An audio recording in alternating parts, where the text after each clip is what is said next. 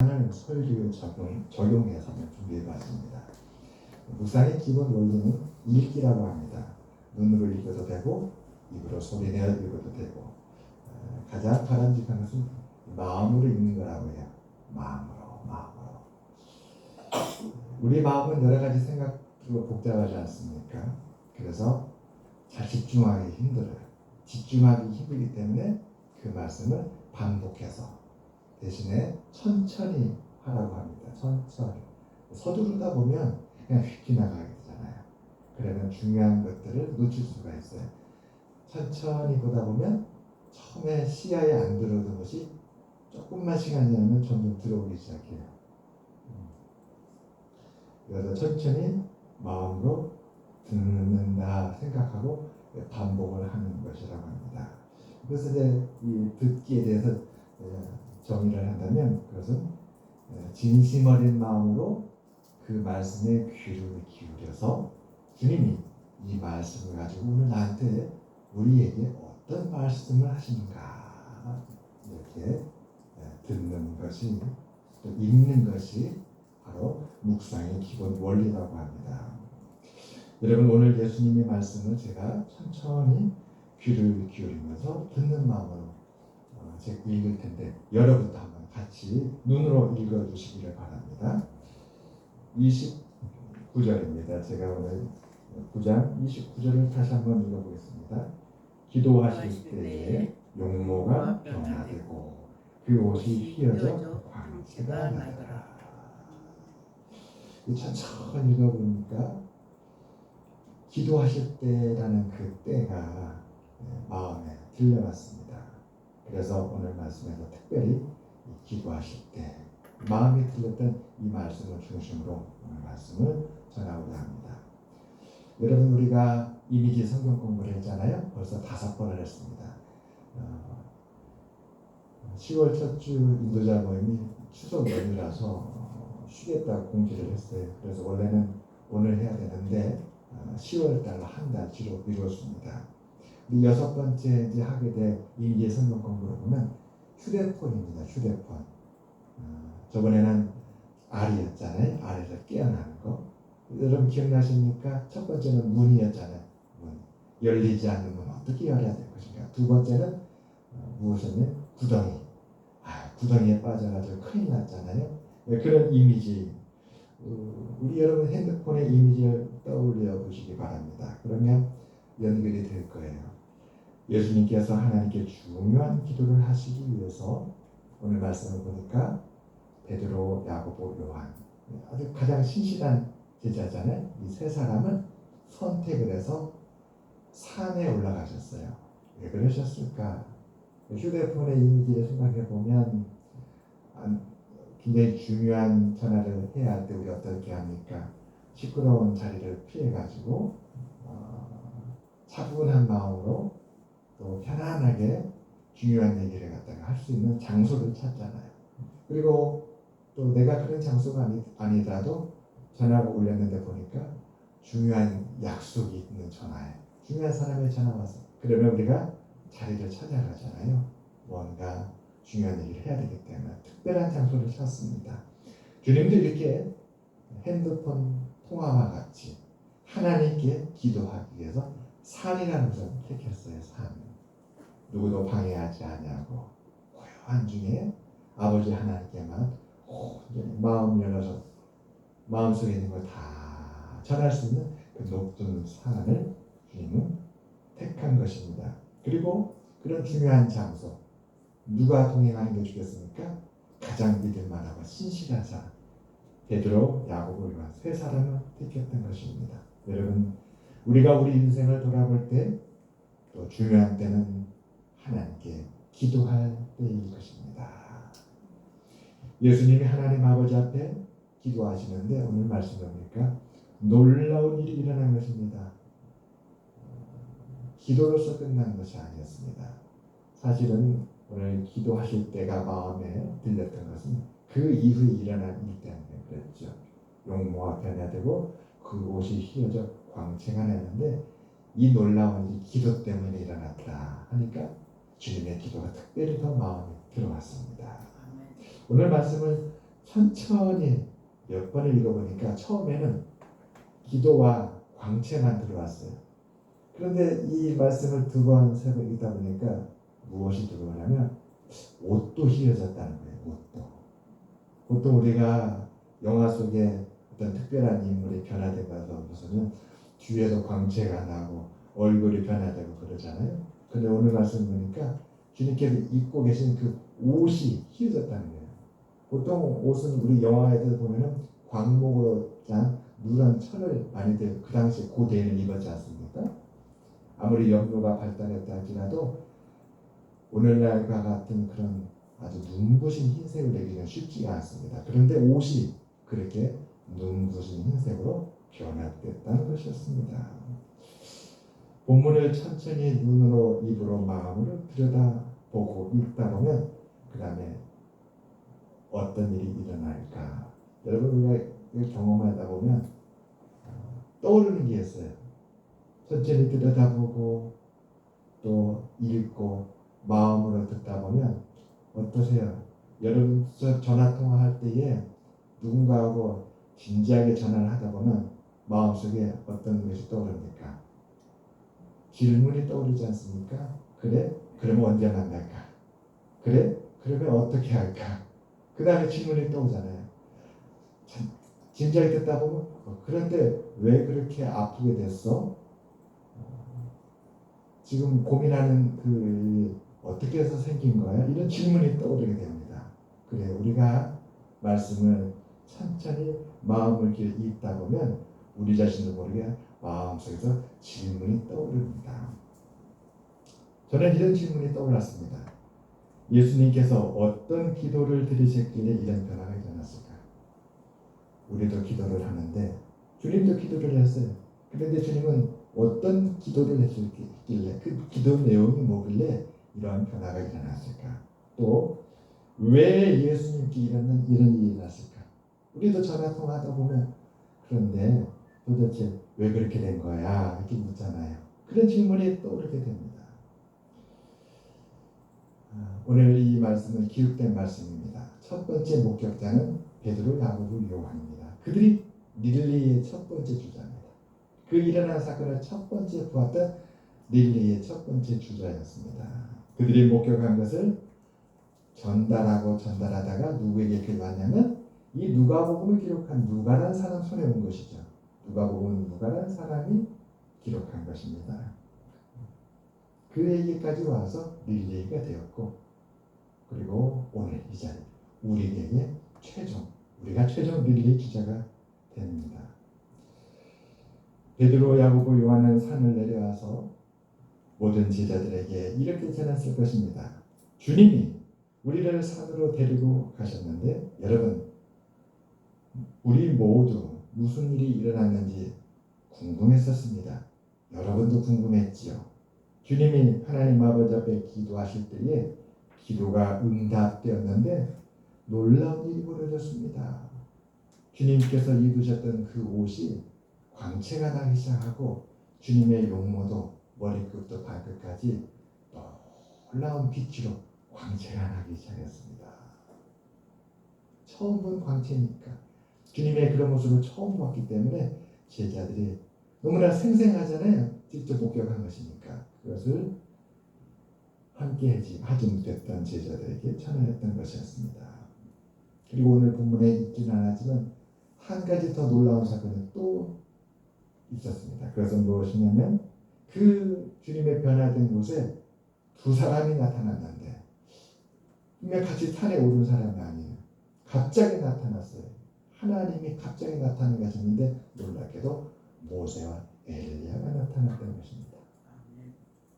그리고 나타난 모세와 엘리야는 예수님과 함께 예수님의 죽음에 대해서 얘기하는 것을 이 베드로, 야고보, 요한이 똑똑히 들었습니다. 그 현장에는 변화된 주님의 모습만 있었던 것이 아니라 느닷없이 모세와 엘리야도 나타났고 또 그들이 했던 이야기는 뜻밖에도 주님께서 이제 곧 죽으실 것이라는 주님의 고난과 죽음에 대한 이야기였습니다. 여러분 묵상에 깊어지고 반복되고 읽어갈수록 질문이 떠오르고 그 다음에 그 다음 단계는 뭐가 될까요? 마음속에 질문이 났잖아요. 그러면 질문에 대한 대답을 찾아야죠.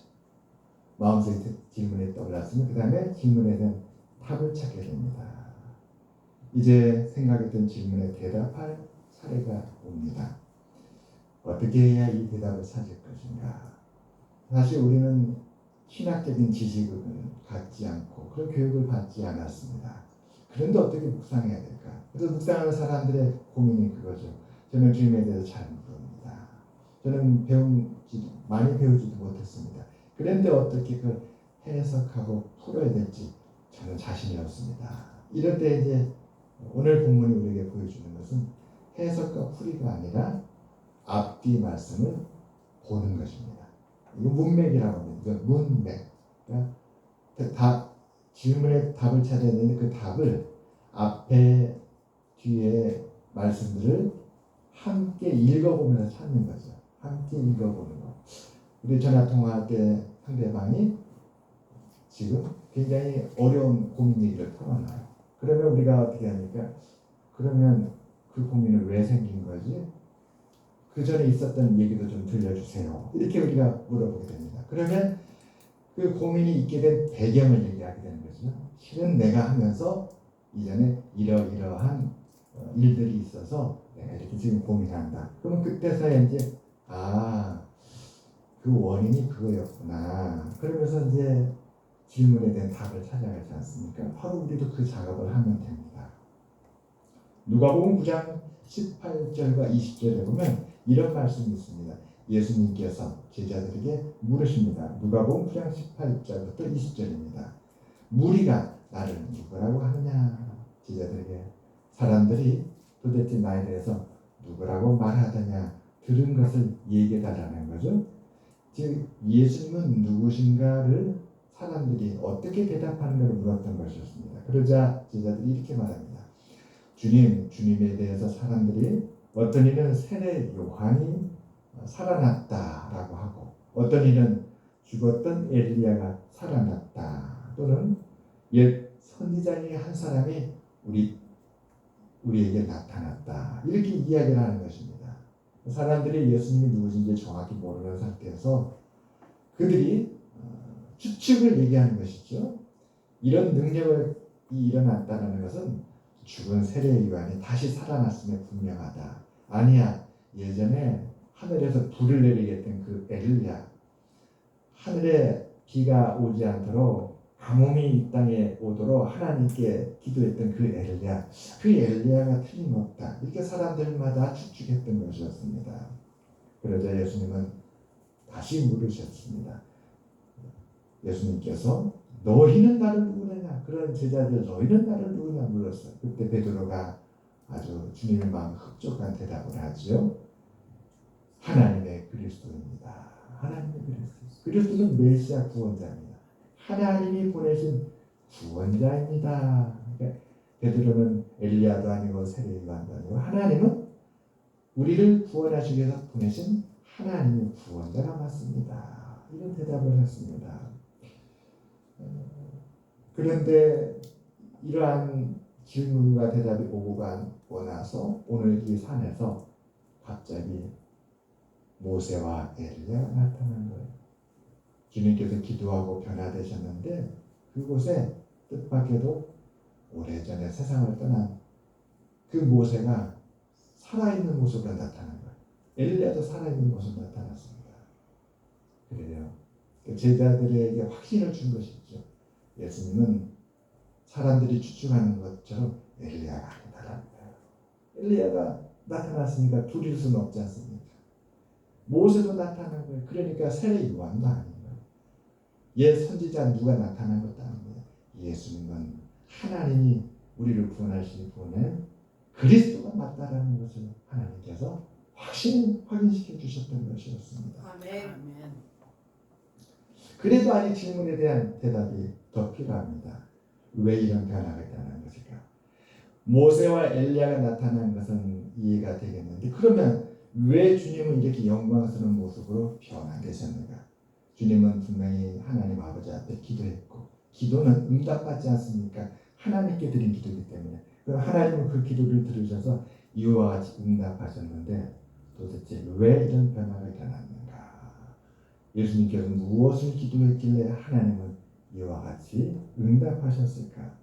누가복음 9장 22절을 보게 되면 이렇게 기록되어 있습니다. 인자가 많은 고난을 받고 장로들과 대제사장들과 서기관들에게 버림받으려 죽임을 당하고 제3일에 살아나야 하리라. 예수님께서 제자들에게 먼저 얘기해 주신 거예요. 내가 병자를 치료하고 기적을 베풀어서 많은 사람들을 구원하지만 실은 내가 얼마 안 있으면 십자가에 못 박혀 죽게 될 것이다. 주님께서 고난을 받고 죽으실 것을 제자들에게 말씀하는 말씀이 바로 그 위에 9장 22절에 나옵니다. 이 말씀을 보고 다시 9장 31절 오늘 말씀 이후의 말씀을 보게 되면 모세와 엘리야가 나타났는데 주님의 죽으실 것을 얘기하는 함께 얘기하는 말씀이 등장을 하게 됩니다. 모세와 엘리야도 예수님의 고난과 죽음을 말한 것입니다. 주님께서 말씀하신 것과 모세와 엘리야가 와서 증거한 것이 같잖아요. 예수님께는 이게 고민이셨구나. 여러분 우리가 고민하는 거 하나님이 들으시고 그 고민에 응답해 주십니다. 우리가 믿음이 부족할 때 하나님 앞에 기도하면 하나님은 우리의 부족한 것을 채워주십니다. 아멘. 제가 베드로라도 주님의 죽음에 대한 이야기를 들었을 때 받아들이기 어려웠을 거예요. 사랑하는 주님을 떠나보낸다는 것 참 힘듭니다. 저도 믿고 하나님 의지하고 신앙생활하면 삶의 축복만 가득하길 원하지 그 삶에 아픔이 있고 고통이 있고 사실은 저도 그것을 하나님의 뜻으로 받아들이기 참 어려워요. 여러분 문맥을 통해 묵상해 보면 예수님은 하나님의 뜻을 놓고 기도하였다. 내가 예수님께서 십자가에 못 박혀 죽으실 것은 하나님의 뜻이잖아요. 그 뜻을 제자들에게 전해주었고 근데 그 뜻이 너무 어려워요. 너무 힘들어요. 제자들이 받아들이기 너무 힘든 것이죠. 어제 제가 감동 실화 영화를 본당에서 봤습니다. 요즘은 낮에 제가 하나님의 은혜를 소망하면서 잠깐씩 감동적인 실화 그러니까 만든 것이 아닌 실제 있었던 것을 봐요. 그 영화 중에 제가 깜짝 놀랐어요. 1920년대 미국에 그리고 전 세계에 그 뇌수막염 모기가 전염시키는 그 뇌염 있잖아요. 뇌염에 의해서 병이 생기는데 그 병으로 500만 명이 고통을 받았다는 거예요. 저는 그 실화영을 보고 놀랐어요. 1920년대에 그런 일이 있었다니. 모기가 옮기는 뇌수막염을 앓게 되면 사람이 몸이 굳어진대요. 그러니까 마치 증상이 뭐가 가냐면 알츠하이머, 파킨슨과 비슷하다고 합니다. 이렇게 되면 의식을 잃어버린대요. 몸은 움직이지 못하고. 그래서 영화 속에 나오는 그 환자들의 모습은 마치 동작이 멈춰서 전혀 생각이 없고 의식이 없는 듯한 자기 힘으로는 전혀 살아갈 수 없는 그런 사람들의 모습인 거예요. 주인공 레너드라는 남자가 나오는데 세상에 어린 학생 때 그 뇌수막염을 앓게 된 거예요. 어떻게 시작됐냐면 중학교 다녔을 때에 학교에서 노트에다 글을 쓰는데 어느 순간에 손이 떨리면서 글이 안 써지는 거예요. 공책에 글자가 써야 되는데 찌직 손이 떨리고 자기 뜻대로 움직이지 않으니까. 그리고 병원에서 의사가 그 레너를 만났는데 첫 장면이 뭐냐면 휠체어에 앉아가지고 아무나 못하고 꼭 잠자는 모습까지 그렇게 있는 거예요. 근데 그게 그 사람의 행동의 전부래요. 그런데 이제 시간이 지나면서 지금은 의학이 발달돼 가지고 그때의 그 환자들이 많이 개선이 되고 치료제가 나와서 이제는 그런 고통을 그렇게까지 겪지는 않습니다. 그런데 그때 500만 명이나 되는 사람이 그런 질병을 앓았다는 얘기 듣고 저는 참 놀랐어요. 아, 참 세상에는 시대마다 아픔과 고통이 참 세상에 많구나. 그걸 다시 한번 느끼게 되었습니다. 그러니 주님께서 십자가에 못 박혀 죽으실 거라는 그 하나님의 뜻이 제자들에게는 얼마나 무거웠을까요? 힘들었을 것입니다. 받아들이기가.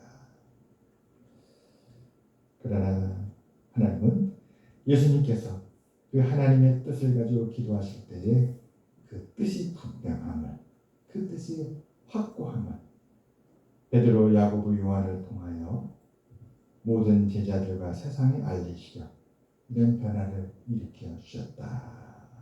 그들이 증인이고 목격자니까. 주님은 십자가를 못 박히시지만 영광 가운데 계신 하나님의 그리스도 메시아가 분명하다. 그리고 그 하나님의 뜻은 모세와 엘리야조차도 증거해 주었다.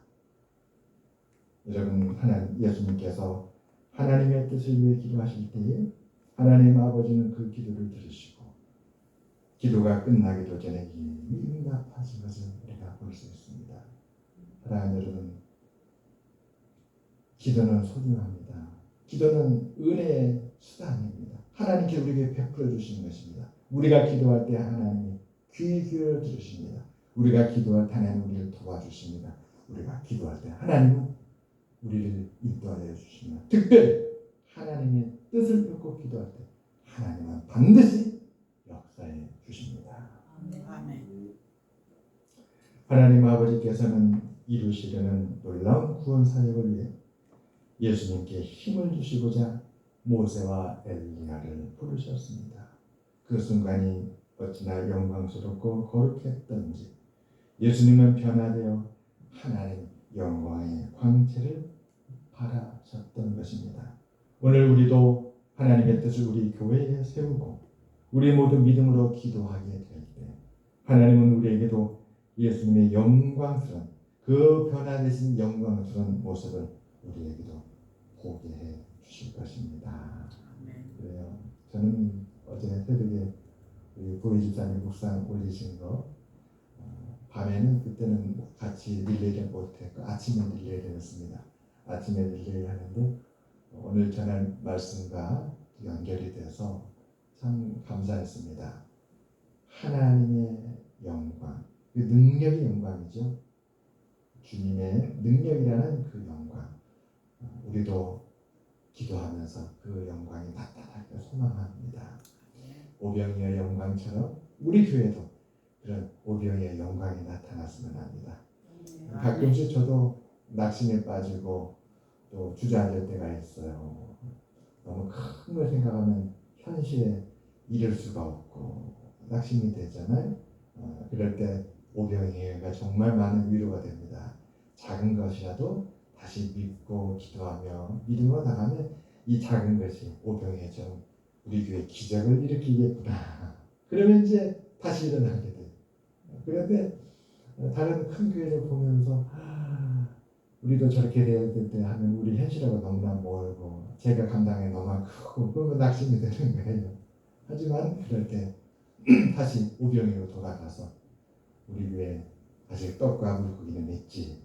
이웃을 향해서 그걸 떼게 되면 하나님께서 기적을 일으켜 주실 거야.